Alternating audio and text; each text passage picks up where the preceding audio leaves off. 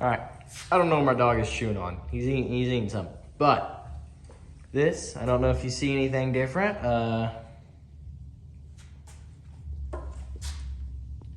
But somebody, some maniac, spray painted the wheels nicely. There's new meats on them. There's nice new tubes in said meats. And other than that, it sits how y'all last saw it. So we're gonna give you a little update and catch you up on what I did here, and then you'll see future Deegan later. So, parts have came in. We got some brakes and some tubes and some good old tires. Sir, so we're gonna do, these tires look a lot thinner than those, but because those are actually flat, these are still round. So, do this front assembly first, because I feel it'll be about 3 times easier than the rear, because the rear is doing things.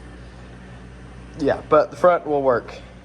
But then my front brake cable, I need to work on that, because it is actually not doing anything. So, yeah. All right, got the new shoes up front. And the reason it's all greasy and has that gear down there is for the Speedo. Has a little warm gear. Right here it has some teeth that go into the wheel. And so this thing's kind of like locked in there.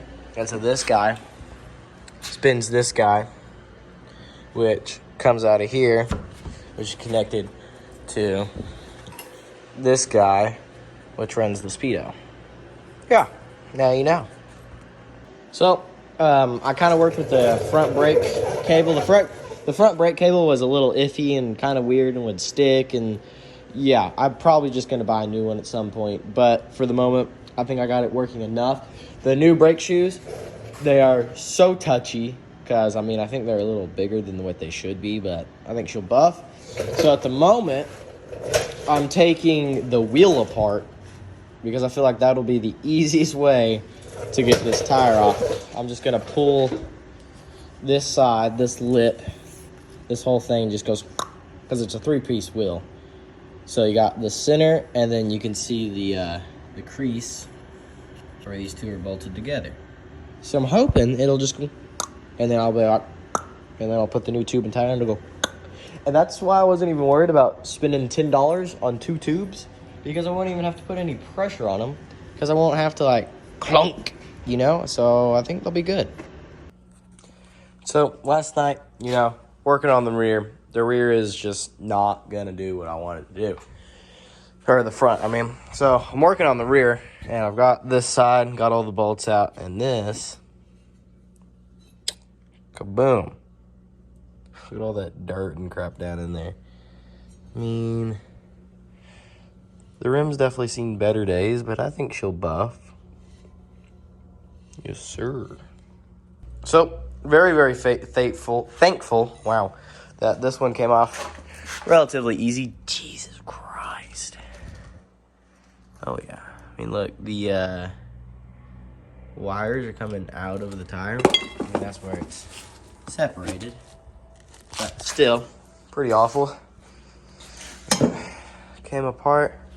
I'm gonna go clean these up and throw the rear back together, I guess. Okay. New day, new things have happened. Rims have been powder coated with a couple of, you know, problems. Actually, this one's the only one that really doesn't have a problem. And this guy's got a big old hole in her. You can see, just a little bit. But the hubs turned out good. This side's also good. We could build one good rim. I don't know if I should do that, though. Should I do one good rim? Is the offset different? I doubt it. No. But I think one good rim and then have one kind of rougher rim. I think that's the way to do it. So, we've done 2 pretty good coats. This is the rear wheel. So I took one side of the front, that was good. And one side of the rear, that was good. And so I'm making one good rear wheel. And as you saw, this one I welded up, and this one still has the absolutely massive hole. I don't know if I can do that, so we're just gonna have to see. But about to add the clear coat on these, and I think they're gonna turn out better than the old rust. So we're gonna throw some clear coat on those.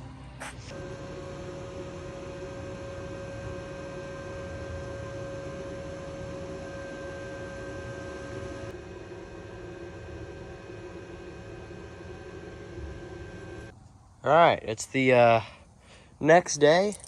The first one that I welded up, you can see, has the first layer of black paint.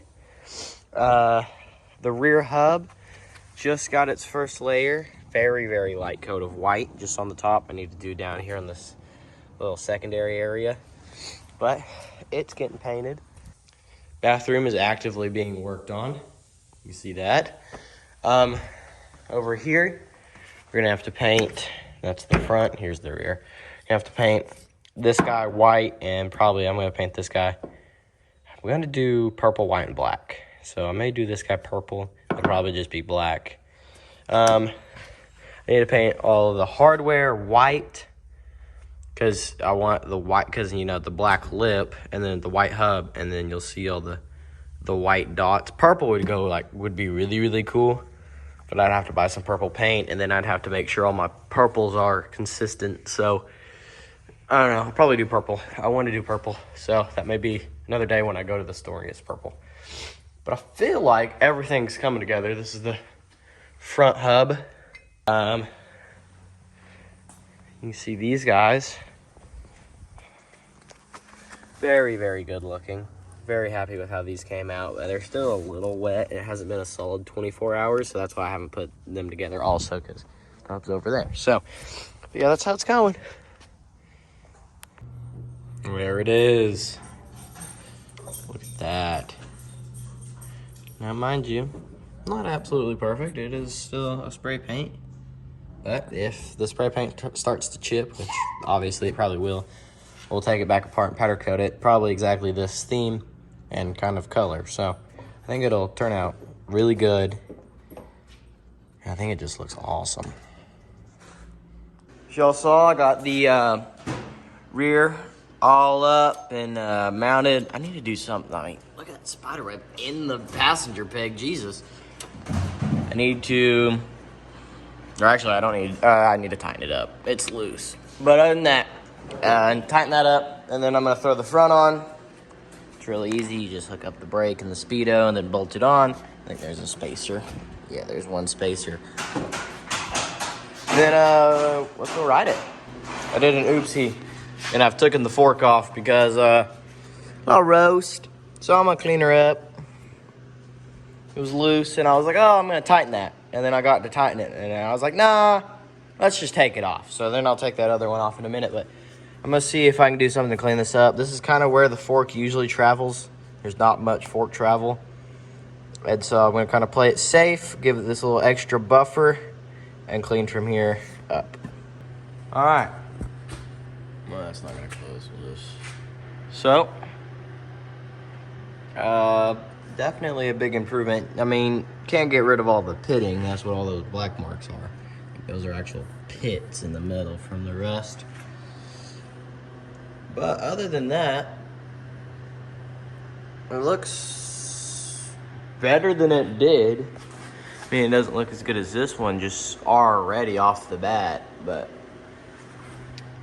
I'm gonna put this back on the bike. Tires all aired up? Yeah, I need to put a little more extra air. They're a little low, but it's all mounted up. I put the arm in the wrong spot, and since they're such new shoes, this is how much they move. They move that much, and so I can't put the front brake on quite yet.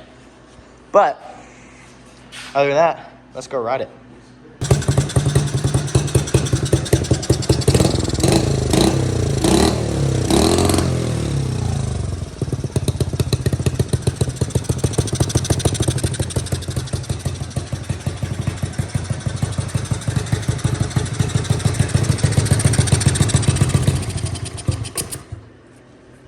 So, for some odd reason, it only tops out at 20.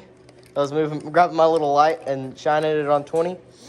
Yeah, that's all it went. It goes. So I don't know what its deal is. Also, the rear brake is rubbing a little bit because, you know, the new shoes. But this drum's a little. It's not bad. The fronts also might be rubbing a little bit. The rear brakes work really good. Rear brakes work really good. I don't know what time it is. If I still have some time, I may see if I can get the lights and stuff to work. I know this, you can't see anything that I'm looking at right now. Down in here, right here, let's get that out of the way. So this black one, that's the kill switch. It's got a black and white stripe. This green one, I don't know. It doesn't have power. And then this red one up here gets some power. And then there's a black ground that sits about right here that I cut way too short. But it's pretty pimp.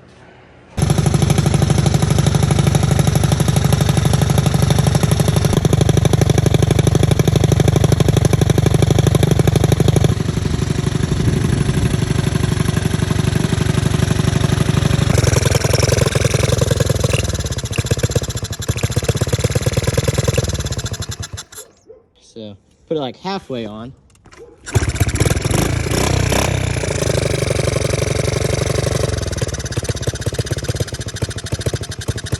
It's not getting spark. It's not getting as much spark pushed all the way on. Won't start. Pull it off. Put it like halfway on. Well, I don't know. I don't know what steel is.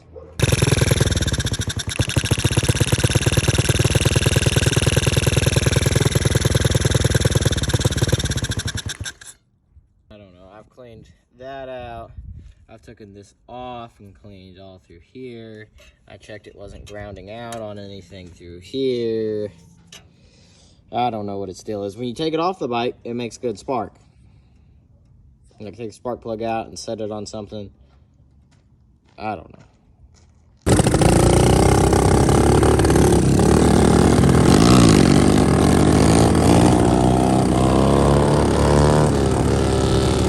Well, 20 miles an hour is maxed out on this thing. That's wide open. And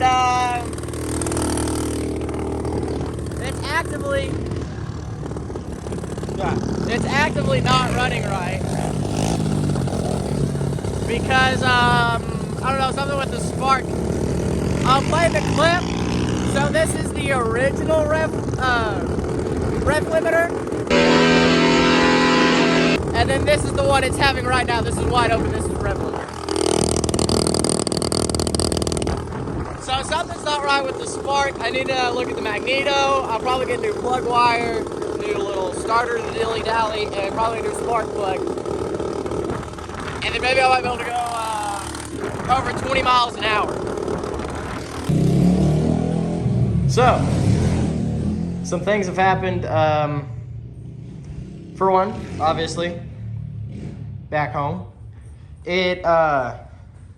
So I think it's falsely sparking somewhere. It's all spark related. I'm quite confident in that. But, because it was going like,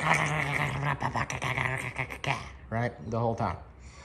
For some reason, at some point in time, it goes 20 miles an hour to go to 30 miles an hour, and then went all the way down, and then went and it cut out. Messed with the choke a little bit because it was actively getting colder, so it was actively running leaner and leaner. And so I messed with the choke a little bit. And that helped a lot. And then it never reached 30 again. But then I ran out of gas. That's why I puttered like that. It ran out of gas. So then I had to push to a gas station. But Connor had like $2 on him and threw all that money. Where's the release? There you go. Put $2 of gas in here. And I was like, brother, it's not going to hold a whole $2. So this thing's got some premium in it. It's got premium in this bad boy. And usually for like my mom's motorcycles, we put ethanol free because she rides them not very often. But like I ride the KLX enough, and I'm probably gonna ride this enough, where this thing primarily only gets premium because it takes so little to fill up that tank. And same with this will probably primarily get premium, especially if I do that 190cc engine in this thing. God, it's gonna be so cool. I'm gonna tear this whole thing down. This probably starting this Thanksgiving break, which is in 2 days. Thanksgiving break, I'm gonna start tearing it down. My grandpa owns a body shop. We're gonna paint it. That's pretty much all that I think I'm gonna do. I'll paint it, of course, motor, exhaust, suspension. I had a jump, and I guess this is the line where it bottoms out, because I bottomed out the front and the rear, and then I hit a pothole, and the front and the rear was not happy, especially being with my weight. Basically, all the weight being at the back, being about right here back is where all the weight is. With the gas tank, the motor, the rear wheels being heavier than the front, obviously, and of course me. So there's way more weight back here to bottom out those rear shocks, which is why they're pretty heavy duty. They're all there. Like I can compress the front suspension with my arm. I can take one fork and just, which probably isn't good either, but I mean the fork seals are still good to me. I mean that's just well maybe not. That's definitely fork liquid. That wasn't there before. But there's nothing on this side. So maybe I blew a fork seal. Uh-oh. Just now looking at this. I was talking so good on you. Yeah, that's probably not good. Either way, I want to get some forks. They're inverse forks. So that flips this the other way around, right? And converts it to disc brakes. Oh yeah, that's definitely fork. I definitely blew some fork seals, because that is on the rim. And man, that's really unfortunate. Well, guess that's an excuse to convert this to disc brakes and put new forks on it.